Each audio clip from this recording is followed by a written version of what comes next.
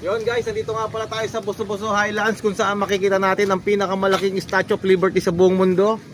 Ito siya. Pero yan, Pilipina yan. Hindi yan Amerikana.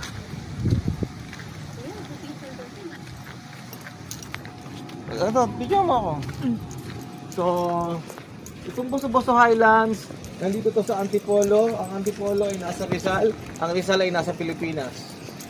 At ang Pilipinas ay nasa Southeast Asia. At ang Southeast Asia ay nasa Asia. At ang Asia ay nasa world.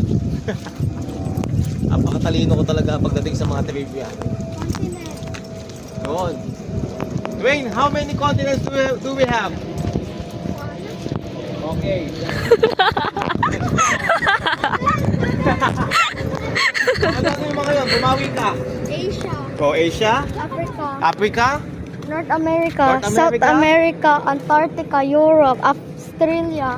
O, ano pa? Okay. 7 na? Dwayne, go.